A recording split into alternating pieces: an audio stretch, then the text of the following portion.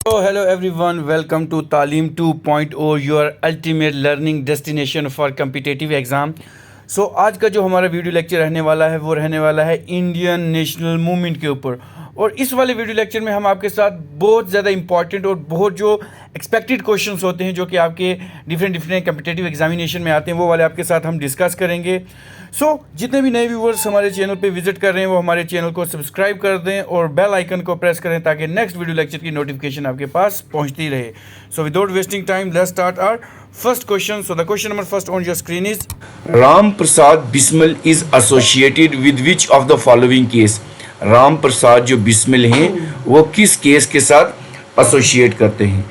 तो हमारे पास ऑप्शन रहेंगे Kanpur conspiracy case, option B Alipur conspiracy case, option C Kakori conspiracy case and option D Meerut conspiracy case. सबसे पहले आप जितने भी व्यूवर्स हैं या जितने भी एस्पायरेंट्स हैं आपने खुद से आंसर देना है और फिर हमारे आंसर के साथ क्या करना है, मैच करना है। अगर इस क्वेश्चन की बात करूं तो इस क्वेश्चन का आंसर रहेगा option C, that is Kakori conspiracy case. इसको ये जो राम प्रसाद बिस्मिल हैं वो काकोरी कंस्पायरेसी केस के साथ एसोसिएट करते हैं। तो इसको कभी कभी काकोरी ट्रेन कंस्पायरेसी केस भी कहते हैं, ठीक है ना। याद रखें क्या कहेंगे, काकोरी ट्रेन कंस्पायरेसी, या इसको कहेंगे काकोरी ट्रेन रॉबरी, या इसको हम अब इसका नाम चेंज कर दिया गया, इसको काकोरी ट्रेन कंस्पायरेसी, अब इसको कहते हैं काकोरी ट्रेन एक्शन कहते हैं। ये रिसेंटली अभी इसका नाम चेंज कर दिया गया, काकोरी ट्रेन एक्शन इसका नाम चेंज हो गया। तो ये जो काकोरी ट्रेन कंस्पायरी केस है ये कब हुआ था? ये हुआ था 9 अगस्त। याद रखेंगे क्योंकि ये क्वेश्चन डेट से भी पूछ सकते हैं। 9 अगस्त 1925 को ये हुआ था। और ये जो काकोरी ट्रेन कंस्पायरेसी केस था या काकोरी ट्रेन रॉबरी थी, इसमें टोटल 8,000 रुपीज़ जो थे, 8,000 रुपीज़ जो थे वो क्या करे गए थे, रॉब करे गए थे फ्रॉम द गॉड कैबिन। वहाँ पे एक ट्रेन में एक कैबिन था जिसको कहते थे गॉड कैबिन याद रखेंगे। उसमें से इन्होंने क्या किए थे, जितने भी रेवोल्यूशनरी थे they looted the 8,000 rupees from the guard cabinet of the train, जो कि उत्तर प्रदेश के पास पड़ता है काकोरी। वहाँ से इन्होंने क्या किए थे। और ये जितने भी इनके साथ कुछ और भी मेंबर थे, किस एसोसिएशन के मेंबर थे? हिंदुस्तान रिपब्लिक एसोसिएशन, जिसको HRA कहते थे, वो भी इनके साथ थे। इतना आई थिंक इंफॉर्मेशन सफिशिएंट है इस क्वेश्चन के लिए। जितने भी व्यूअर्स इस वीडियो लेक्चर को देख रहे हैं Jammu Kashmir police constable exam के लिए, वो इसको लाइक भी करें और अपने फ्रेंड्स के साथ शेयर भी कर दें, क्योंकि आपकी जम्मू कश्मीर पुलिस कांस्टेबल की तैयारी हम इस चैनल पे करवाएंगे। अब नेक्स्ट क्वेश्चन आपकी स्क्रीन पे रहेगा, व्हाट वाज द कामागाटा मारू। एक टर्म है कामागाटा मारू, ये क्या है? ऑप्शन ए रहेगा एन इंडियन यूनिट है, एन आर्मी यूनिट है, ऑप्शन बी रहेगा अ हार्बर है, ऑप्शन सी रहेगा शिप एंड ऑप्शन डी रहेगा एन इंडस्ट्रियल टाउन। अगर इस क्वेश्चन की हम बात करें, तो इस क्वेश्चन का रहेगा option C, that is a ship. ये क्या था? एक शिप था कामागाटा मारू। ये जो कामागाटा मारू था एक इंसिडेंट था that involve the Japanese steam ship. एक क्या था? ये स्टीम शिप था। याद रखेंगे क्या था? एक स्टीम शिप था। याद रखेंगे ये चीज point. Japanese steamship Komagata on which a group of citizen of British Raj attempt to immigrate to Canada. तो ये जो ब्रिटिश इमिग्रेंट्स थे जो या इमिग्रेंट जो थे, उन्होंने क्या किया, उन्होंने इस शिप की मदद से वो कहाँ पे जाना चाहते थे? कनाडा में जाने चाहते थे इन 1914। लेकिन जो इनकी एंट्री थी उसको बैन कर दिया गया था, उसकी जो एंट्री थी उसको डिनाई कर दिया गया था। अब कामागाटा मारू क्या था? अशिप था। नेक्स्ट क्वेश्चन आपकी स्क्रीन पे रहेगा, बहुत इंपॉर्टेंट है आपका पार्ट 2 जो है जम्मू कश्मीर पुलिस कांस्टेबल, जो कि लेक्चर हैं इंडियन नेशनल मूवमेंट के ऊपर, that is from the history of India. So इस क्वेश्चन की अगर बात करूं तो हमारे पास ऑप्शन क्वेश्चन है, which of the following was published by Gandhi ji during his stay in South Africa. कौन सा एक ऐसा पब्लिकेशन था, कौन सी एक ऐसी बुक थी जो गांधी जी ने साउथ अफ्रीका में लिखी थी जब वो वहाँ पे स्टे करते, पब्लिश करी थी। तो हमारे पास ऑप्शन रहेंगे, option A Young India, option B Indian Union, option C Navjivan and option D none of the above. तो ये क्वेश्चन बहुत इंपॉर्टेंट है एग्जामिनेशन पॉइंट ऑफ व्यू से। सो अगर इस क्वेश्चन की बात करूं तो इस क्वेश्चन का आंसर रहेगा option B, that is Indian Opinion. याद रखेंगे गांधी जी ने एक पब्लिकेशन लिखी थी जिसका नाम क्या था, इंडियन ओपिनियन। तो सॉरी दिस इंडियन ओपिनियन, जो कि जब गांधी जी कहाँ पे थे, साउथ अफ्रीका में थे। सो ये जो इंडियन ओपिनियन थी एक्चुअली ये क्या था, अब ये भी पूछ सकते हैं पब्लिकेशन तो है लेकिन अब क्या पता है बुक है क्या है। सो इट इज़ अ न्यूज़पेपर। ये क्या था, एक न्यूज़पेपर था जिसका नाम क्या था, इंडियन ओपिनियन। सो जो कि महात्मा गांधी जी ने पब्लिश किया था। And the publication was an important tool for the political movement that is led by Mahatma Gandhi ji and the Indian National Congress to fight the racial discrimination। क्योंकि लोगों के साथ बड़ी रेशियल डिस्क्रिमिनेशन हो रही थी, भेदभाव हो रहा था, डिस्क्रिमिनेशन हो रही थी, उसके ऊपर इन्होंने लिखा and will civil right for the Indian immigrant community in the South Africa. जो वहाँ के पीड़ित थे साउथ अफ्रीका के लोग, तो वहाँ के जो था उन्होंने ये क्या किया था, सिविल जो विन थी इस राइट के लिए उन्होंने वहाँ की थी। अब नेक्स्ट क्वेश्चन रहेगा आपकी स्क्रीन के ऊपर, who is referred to as frontier Gandhi. Frontier Gandhi किसको कहते हैं, किनको कहते हैं, शेख अब्दुल्ला, मनीलाल गांधी, खान अब्दुल गफ्फार खान या गोपाल कृष्णा गोखले। सो अगर इस क्वेश्चन की बात करें तो इस क्वेश्चन का आंसर रहेगा option C, that is Khan Abdul Gaffar Khan जो थे उनको क्या कहते हैं, फॉरेंटियर गांधी भी कहते हैं। इम्पॉर्टेंट क्वेश्चन है, एग्जामिनेशन में पढ़ सकते हैं, क्योंकि फेमस पर्सनैलिटीज़ की बात करूँ अगर मैं, फेमस पर्सनैलिटी आप में से पर्सनैलिटीज़ जो होती हैं उनमें से ये क्वेश्चन आपको देखने को मिल सकता है। सो अब जितने भी व्यूअर्स इसको देख रहे हैं वो इस वीडियो लेक्चर को लाइक भी कर दें और अपने फ्रेंड्स के साथ शेयर भी कर दें। नेक्स्ट क्वेश्चन आपकी स्क्रीन पे रहेगा, who was the first Indian governor general of independent India. अब पहला गवर्नर जनरल बताना है ऑफ इंडिपेंडेंट इंडिया, जब इंडिया आज़ाद हो चुका था तब कौन थे गवर्नर जनरल। ऑप्शन ए रहेगा Rajendra Prasad, option C Raja Gopalachari, option C A Kripalani, option D lord Mountbatten. So अगर हम इस क्वेश्चन की बात करें तो इस क्वेश्चन का आंसर रहेगा ऑप्शन बी रहेगा, दैट इज सी राजा गोपाल आचार्य। ठीक है ना।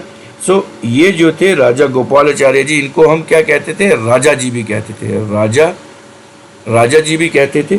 सो serve as the first and the only Indian governor general of India. पहले ही गवर्नर जनरल थे जब इंडिया क्या हुआ था, फ्री हुआ था, ये तो क्या बने थे, गवर्नर जनरल बने थे। अब नेक्स्ट क्वेश्चन रहेगा आपकी स्क्रीन के ऊपर, Gandhi ji's first satyagraha in India was held in. जो गांधी जी की पहली सत्याग्रह थी वो कहाँ पे हेल्ड हुई थी, चंपारण में, अहमदाबाद, खेड़ा या इलाहाबाद। सो अगर इस क्वेश्चन की बात करें तो इस क्वेश्चन का आंसर रहेगा option C, that is Champaran. याद रखेंगे जो पहली गांधी जी की सत्याग्रह थी वो कहाँ पे हुई थी, Champaran. So the exponent of the satyagraha movement stayed his first satyagraha that is led by the Mahatma Gandhi ji in Champaran district of Bihar. Bihar की डिस्ट्रिक्ट है, जगह है चंपारण, वहाँ पे थी। तो ये कब हुई थी, 1917 को हुई थी। ये जो फैक्ट्स है आपको आने चाहिए। अब नेक्स्ट क्वेश्चन रहेगा आपकी स्क्रीन के ऊपर। The cabinet mission of 1946 was led by, जो कैबिनेट मिशन प्लान था 1946 का, तो ये किनके द्वारा चलाया गया था? ऑप्शन रहेगा A lord Linlithgow, option B lord Mountbatten, option C sir Patrick Lawrence and option D sir Montford. So अगर इस क्वेश्चन की बात करेंगे, इस क्वेश्चन का ऑप्शन है option C, that is sir Patrick Lawrence. क्या रहेगा? सर पैट्रिक लॉरेंस जो थे cabinet mission of 1946 to India aim to discuss and plan for the transfer of power, जो पावर थी वो ट्रांसफर करनी थी from the British government to Indian leaderships to provide India with the independence. मतलब जितनी भी पावर्स थी वो क्या करनी थी? ट्रांसफर करनी थी कहाँ से? British government to Indian leader के पास, ताकि क्या हो सके, ताकि ये जो इंडिया है वो प्रॉपरली फ्री हो सके।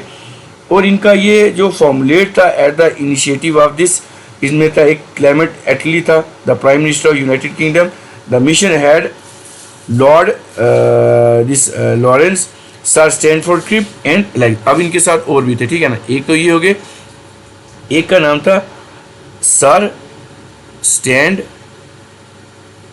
स्टैनफोर्ड क्रिप, याद रखेंगे स्टैनफोर्ड क्रिप, और एक थे इनके साथ सर A.V. अलेक्जेंडर, ठीक है ना। A.V. अलेक्जेंडर, याद रखेंगे A.V. अलेक्जेंडर। बहुत इंपॉर्टेंट क्वेश्चन है। सो जितने भी व्यूअर्स इसको देख रहे हैं वो इसको लाइक भी कर दें और अपने फ्रेंड्स के साथ शेयर भी कर दें। अब नेक्स्ट क्वेश्चन रहेगा आपकी स्क्रीन के ऊपर। What did Gandhi ji meant by sarvodaya? एक टर्म है सर्वोदया, तो इसका क्या मतलब रहेगा? Non violence, option B upliftment of untouchabilities of our Dalits, option C the birth of a new society based on the ethical value and option D satyagraha. So अगर इस question की बात करेंगे, word sarvodaya mean, that is your option C, that is the birth of a new society based on ethical values, जितने भी एथिकल्स values हैं। सो ये जो सर्वोदया है is the Gandhi ji's most important socio political movement. ये की थी एक सोशो पॉलिटिकल मूवमेंट थी गांधी जी की। So it employs universal uplift और welfare of all as the meaning of sarvodaya. So by sarvodaya Gandhi want the birth of a new societies based on this ethical values. अब next question रहेगा आपकी screen के ऊपर। The chairman of drafting committee of constituent assembly of India was, कौन से थे जो chairman थे ड्राफ्टिंग कमेटी के, जिन्होंने drafting committee of constituent assembly, chairman की बात कर रहे हैं, ठीक है। सो इसमें रहेंगे K M. Munshi, D P. Khaitan, doctor B.R. Ambedkar, T.T. Krishnaraj Acharya. So इस क्वेश्चन का आंसर सबको पता है, ऑप्शन रहेगा C, that is doctor B.R. Ambedkar इसका आंसर रहेगा। बहुत इंपॉर्टेंट क्वेश्चन है। So drafting committee of the constituent assembly of India appointed B.R. Ambedkar as the chairman. अब नेक्स्ट क्वेश्चन रहेगा आपका जम्मू कश्मीर पुलिस कांस्टेबल 2024 के लिए इंडियन नेशनल मूवमेंट के ऊपर। Who propounded the doctrine of passive resistance? इन्होंने ये जो है डॉक्ट्रेन ऑफ पैसिव रेजिस्टेंस जो थी प्रपोंड करी थी। बाल गंगाधर तिलक, अरविंद घोष, लाला लाजपत राय, बिपिन चंद्र पॉल। सो इस क्वेश्चन की अगर हम बात करेंगे तो इस क्वेश्चन का आंसर रहेगा that is option B, that is Aurobindo Ghosh. कौन थे? अरबिंदो घोष ने प्रपोन करा था डॉक्ट्रेन ऑफ पैसिव रेजिस्टेंस। ये कंसेप्ट बहुत इंपॉर्टेंट है, एग्जामिनेशन में देखने को मिल सकता है।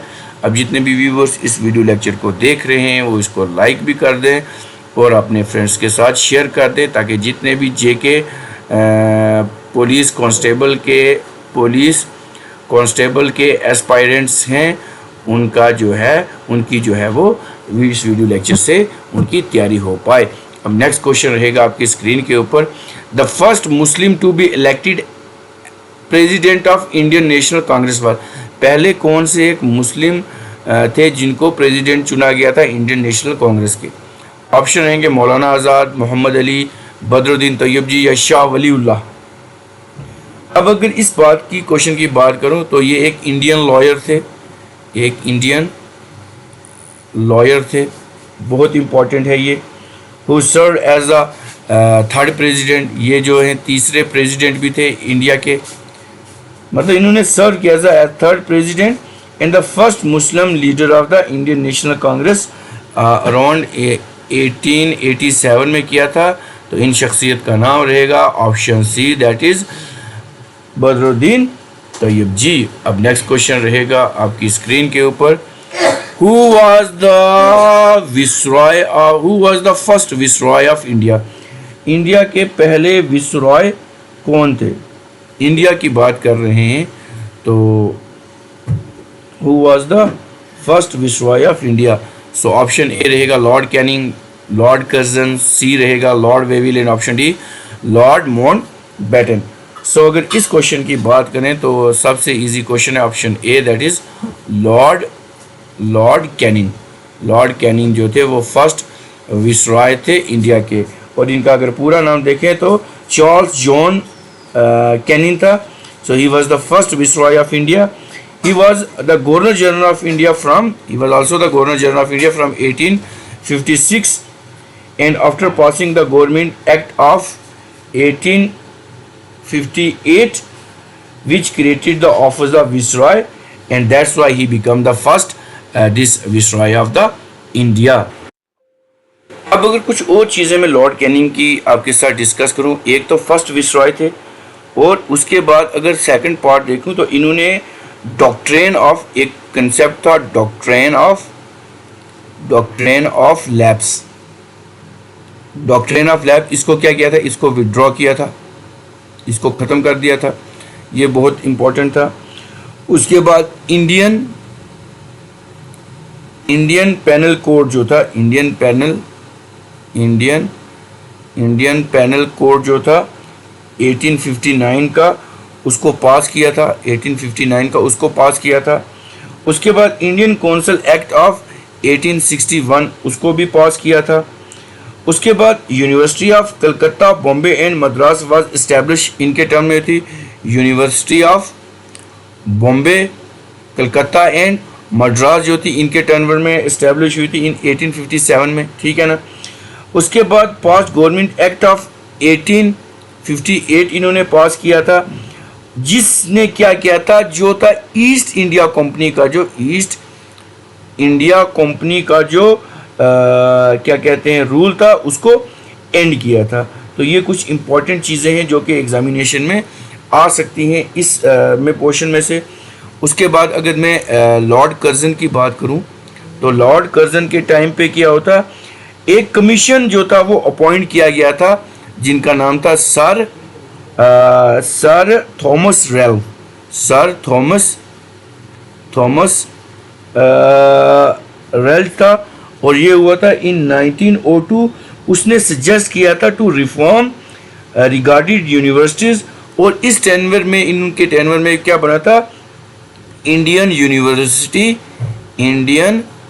यूनिवर्सिटी एक्ट ऑफ 1904 बना था, was passed on the basis of this recommendation। अब लॉर्ड कर्जन की अगर बात करूं मैं तो आर्कियोलॉजिकल सर्वे इम्पॉर्टेंट है, ये काफ़ी बार मैंने क्वेश्चन एग्जामिनेशन में देखे।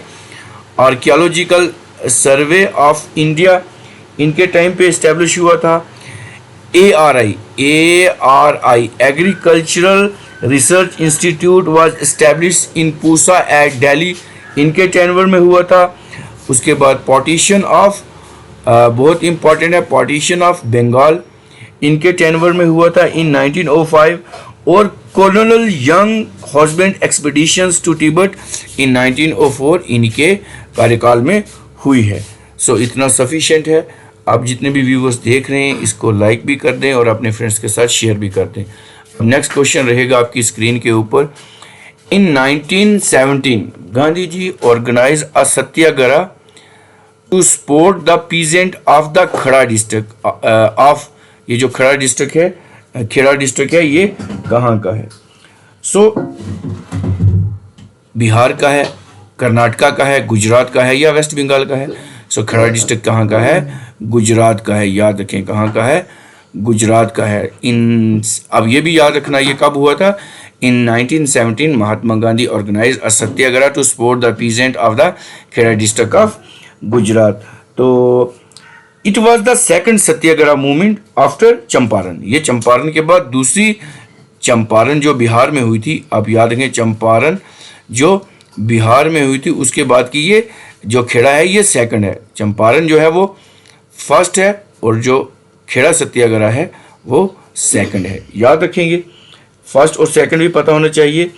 तो गांधी जी ने क्या किया था? ऑर्गेनाइज की थी movement to support the peasant of the Kheda district. The peasant of the Kheda could not be able to pay their taxes of the British due to the crop failure and plague epidemic, क्योंकि उस वक्त क्या हुआ थी, crop भी fail हो गई थी और प्लॉक भी फैल गया था, जिसकी वजह से वो टैक्सेस नहीं दे रहे थे। तो ये इसकी वजह से जो ये सेकंड मूवमेंट थी सत्याग्रह, तो ये खेड़ा पीजेंट जो खेड़ा सत्याग्रह थी जो गुजरात में हुई थी। और नेक्स्ट क्वेश्चन रहेगा आपकी स्क्रीन के ऊपर। Who raised the slogan swaraj is my birth right and I shall have it? के स्वराज, ये बहुत इंपॉर्टेंट क्वेश्चन है। तो इन क्वेश्चन का अगर देखें, महात्मा गांधी जी ने दिया था, सुभाष चंद्र बोस, बाल गंगाधर तिलक या Lala Lajpat Rai. So swaraj is my birth right and I shall have it, आज़ादी मेरा जन्मसिद्ध अधिकार है और मैं इसे लेके रहूँगा, इसको कहते हैं। तो ये किसने स्लोगन दिया था? ऑप्शन सी, दैट इज बाल गंगाधर तिलक ने ये वाला जो था स्लोगन दिया था। इम्पॉर्टेंट है। तो at the formation of his home rule league in 1916। अब नेक्स्ट क्वेश्चन रहेगा आपका Jammu Kashmir police constable 2024 exam के लिए। Which of the following was the leader of Hindustan socialist republic army formed in 1928, जिसको HSRA कहते हैं। तो इनके लीडर कौन थे? ऑप्शन ए रहेगा Khudiram Bose, option B Ashfaqullah Chandrashekhar Azad and option D Subhash Chandra Bose. So इस क्वेश्चन की अगर हम बात करें तो इस क्वेश्चन का आंसर रहेगा हमारा option, that is option C, that is Chandrashekhar Azad. So ये जो इस्टेब्लिश हुई थी HRSA इन 1928 को हुई थी। कहाँ पे हुई थी ये भी पूछ सकते हैं, न्यू दिल्ली में हुई थी। ये क्वेश्चन भी एग्जामिनेशन में पढ़ सकता है। तो भाई चंद्रशेखर आज़ाद, भगत सिंह और एक थे सुखदेव थापर और कुछ और भी थे, इन्होंने ये क्या की थी? Hindustan socialist Republican army form करी थी। कब करी थी? इन 1928 को। अब नेक्स्ट क्वेश्चन रहेगा आपकी स्क्रीन के ऊपर। Who was the founder of Banaras Hindu university, जिसको हम BHU कहते हैं? तो ऑप्शन रहेंगे Suku Kumar Dutt, Madan Mohan Malaviya, doctor Rajendra Prasad and option D Motilal Nehru. So अगर इस क्वेश्चन की बात करेंगे तो इस क्वेश्चन का आंसर रहेगा option B, that is Madan Mohan Malaviya ने थे। ये जो फाउंडर थे BHU के थे, Banaras Hindu university, that is formerly called as central Hindu college कहते थे। So it is a public central university जो कहाँ पे है? जो वाराणसी में है। याद रखेंगे वाराणसी में है। वाराणसी कहाँ पे है? हमारा उत्तर प्रदेश में है। तो ये इस्टेब्लिश करी गई थी 1916 को बाई दिस मदन मोहन मलविया। ठीक है, मदन मोहन मलविया के द्वारा ये इस्टेब्लिश की गई थी विद अवर अराउंड 12,000 स्टूडेंट या 13,000 स्टूडेंट अराउंड जो थे यहाँ पे क्या करते थे, इनके कैंपस में रिजाइड करते थे। तो ये एक लार्जेस्ट जो थे रेजिडेंशियल यूनिवर्सिटी थी एशिया में। ठीक है ना। सो अब नेक्स्ट क्वेश्चन रहेगा आपकी स्क्रीन पे। Who was given the title the ambassador of Hindu Muslim unity? किसको हिंदू मुस्लिम यूनिवर्सिटी का एम्बेसडर कहा गया था? For being the architect and the mastermind of the historical Lucknow pact. Option रहेगा sir Syed Ahmad Khan, Fazlullah Aham Haq option C Syed Mohammad Sharifuddin Qadri and option D Mohammad Ali Jinnah. So अब इस question का answer रहेगा option D, that is Mohammad Ali Jinnah, who given the title this the ambassador of Hindu Muslim unity. तो किसको दिया गया था? Mohammad Ali Jinnah himself was mastermind and architect of Lucknow pact. किसके थे वो? लखनऊ पैक्ट के ये मास्टरमाइंड थे, ठीक है। उसके बाद due to the reconciliation brought about by the Jinnah between the Congress, और जब मुस्लिम ये जो लीग थी तो ये थी। उसके बाद सरोजिनी नायडू गेव द, उसके बाद ये जो टाइटल था ये किसने दिया था? सरोजिनी नायडू, याद रखें, सरोजिनी नायडू ने ये टाइटल दिया था इनको, the ambassador of Hindu Muslim unity. और सरोजिनी नायडू को हम क्या कहते हैं? Nightingale of India, Nightingale of India इनको हम कहते हैं। इम्पॉर्टेंट क्वेश्चन है। So the ambassador of Hindu Muslim unity किसको कहते हैं? मोहम्मद अली जिन्ना को। अब नेक्स्ट क्वेश्चन रहेगा आपकी स्क्रीन के ऊपर, in ends the main relationship Gandhi ji believe. In end, जब गांधी जी को कहा in ends and main relationship Gandhi ji believe, Gandhi ji किसके ऊपर बिलीव करते थे? सो बहुत ही इंपॉर्टेंट क्वेश्चन है। मीन्स डिटरमाइन द एंड, इसका ऑप्शन ए रहेगा, डिटरमाइन द एंड। अब नेक्स्ट क्वेश्चन रहेगा आपकी स्क्रीन के ऊपर, in 1917 which movement was launched by Mahatma Gandhi ji from Champaran. Champaran से उन्होंने कौन सी मूवमेंट शुरू करी थी? बहुत इंपॉर्टेंट क्वेश्चन है। तो ऑप्शन ए रहेगा Champaran satyagraha, non cooperation, quit India movement, swadeshi movement. So option A रहेगा इसका Champaran satyagraha, the Champaran satyagraha of 1917 in the Champaran district of India, in the Champaran district of Bihar. So India during the period of the British Raj was the first satyagraha, that is the movement inspired by Gandhi ji, and और इसके जो major revolt थे, Indian independence movement था India, और important satyagraha just after this revolt was the Kheda. मैंने पहले बोली थी कि पहली चंपारण थी, दूसरी क्या थी, उसके बाद खेड़ा थी। बहुत इंपॉर्टेंट है। अब नेक्स्ट क्वेश्चन रहेंगे आपकी स्क्रीन के ऊपर, Jammu Kashmir police constable 2024 exam के लिए, who was the first governor of Bengal. पहला गवर्नर बंगाल का कौन था?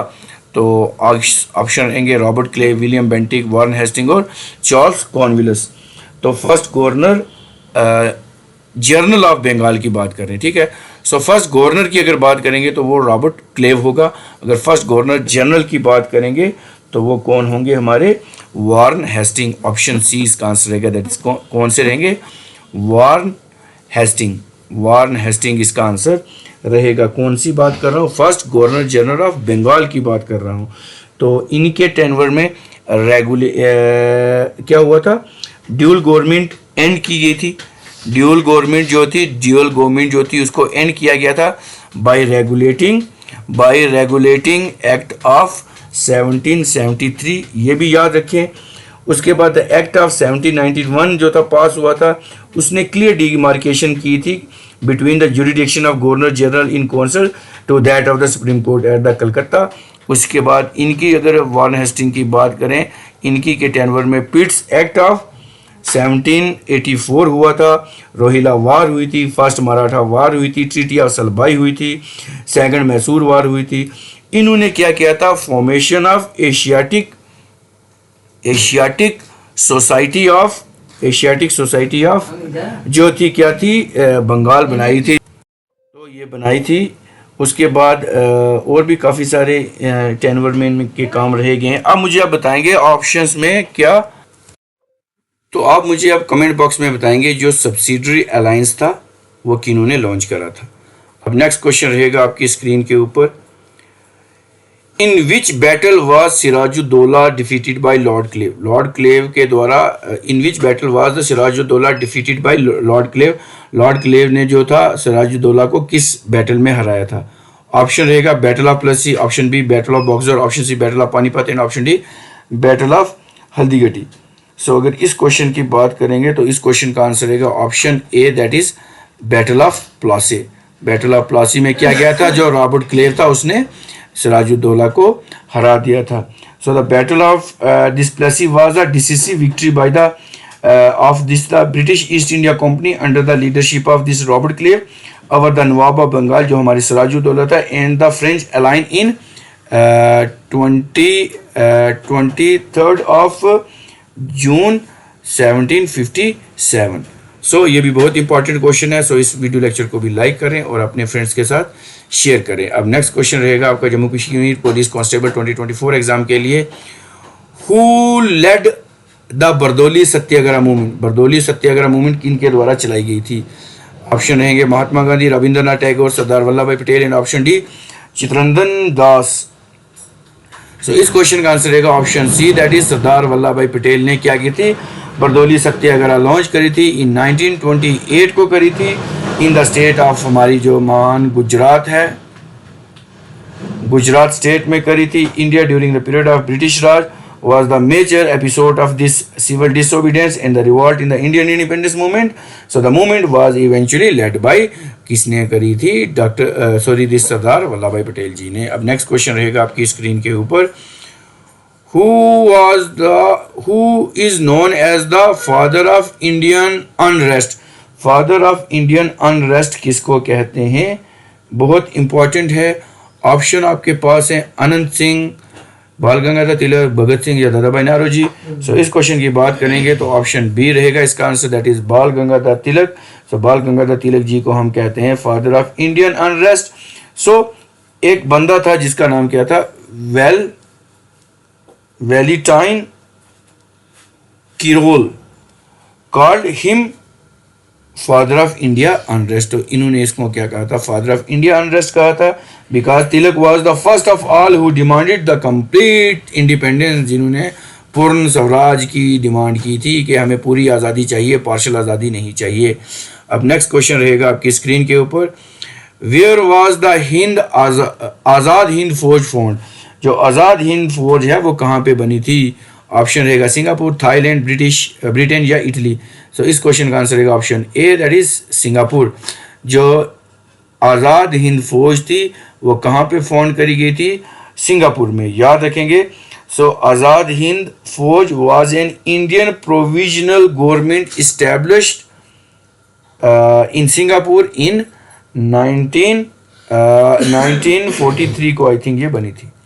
अब नेक्स्ट क्वेश्चन रहेगा आपकी स्क्रीन के ऊपर Jammu Kashmir police constable 2024 exam के लिए.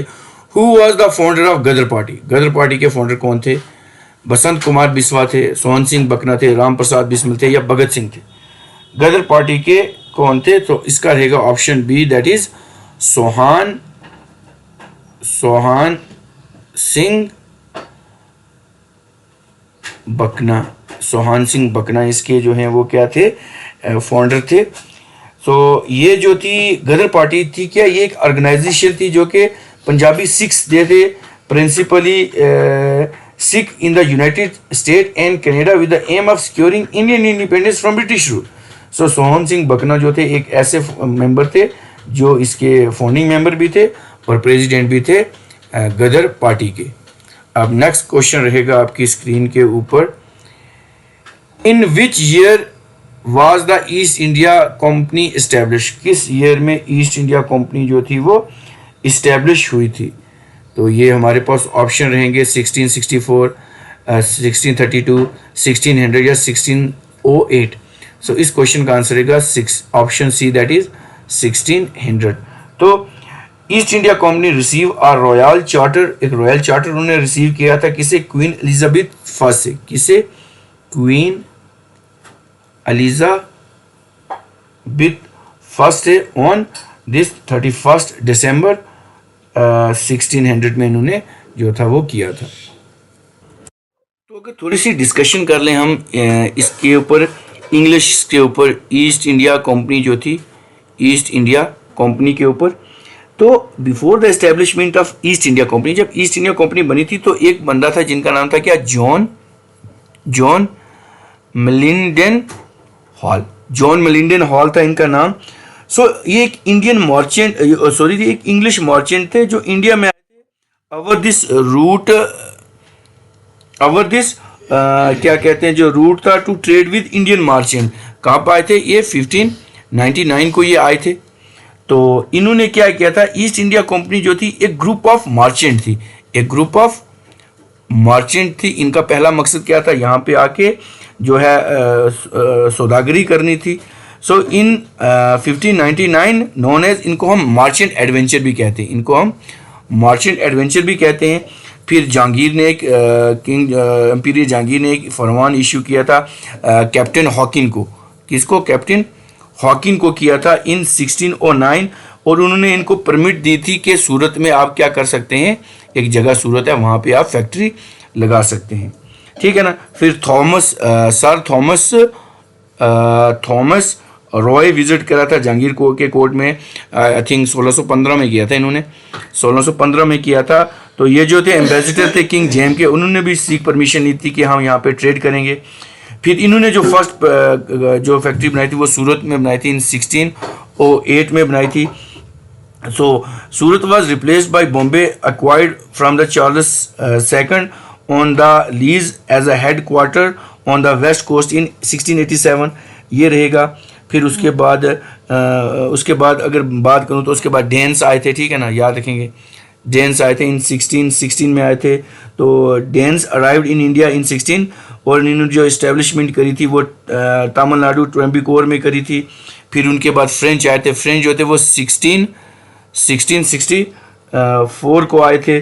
तो फ्रेंच ईस्ट इंडिया जो कंपनी थी उन्होंने वाज फाउंड बाय कोलबोर्ड, एक बंदा था जिनका नाम क्या था, कोलबोर्ड, उन्होंने एस्टेब्लिश करी थी under the state patronage during this reign of the Louis थे। उनकी जो फर्स्ट फ्रेंच फैक्ट्री जो थी वो इस्टेब्लिश हुई थी, वो भी सूरत में बाय फ्रांसिस्को कैरियन, याद रखेंगे, फ्रांसिस्को कैरियन इन 1668 में करी थी। फिर उसके बाद उसके बाद मसूलीपट्टनम में करी थी, और उसके बाद इन्होंने माही, येनम और कराकल को अक्वायर किया था। जो था ये जो फाउंडेशन थी पुडुचेरी की was laid in 1673 which afterward become इनकी कैपिटल बन गई थी। उसके बाद इन्होंने चंद्रनगर में एक फैक्ट्री लगाई थी, कहाँ पे, चंद्रनगर में इन्होंने फैक्ट्री लगाई थी। फिर उसके बाद दो गवर्नर थे, एक का नाम था लेविन्योर और एक का नाम था दुमास। तो इन्होंने रिवाइव करा था फ्रेंच पावर इन इंडिया। फिर उसके बाद एंग्लो फ्रेंच कन्फ्लिक्ट शुरू हो गए with the arrival of governor Dupleix, याद रखेंगे, ड्यूप्लेक्सिस इन 1741-42 के आसपास हुआ था। फिर उसके बाद अगर मैं पुर्तगीज़ की बात करूं, पुर्तगीज़ जो थे वो 1498 को आए थे। इनका जो केप रूट था डिस्कवर किया था वेस्को डी गामा ने। Kochi was the early capital of Portuguese in India, later उन्होंने गोवा को बना लिया था। जो पहला गवर्नर जनरल था पुर्तगीज़ का इंडिया में वो फ्रांसिस्को एल्मेडा था, ये याद रखना है आपको। फिर उन्होंने एक इंट्रोड्यूस की थी पॉलिसी ऑफ ब्लू वाटर। फिर उसके बाद ही was also succeeded by this Alfonso de Albuquerque ने। उसके बाद ये इन्होंने करी थी जो फेमस ये ज्यूस सेंट थे, फ्रांसिस्को जेवियर अराइव्ड इंडिया में आए थे। फिर उसके बाद 1602 में हमारे पास डच आए थे। तो डच ईस्ट इंडिया कंपनी जी थी, उन्होंने अपनी पहली जो फैक्ट्री थी वो मसूलीपट्टनम में लगाई थी, ठीक है ना। ये डच जो थे ये नेदरलैंड वाले थे, ठीक है ना, नेदरलैंड वाले थे। उसके बाद इंग्लिश, ये सारा प्रोसेस होता गया।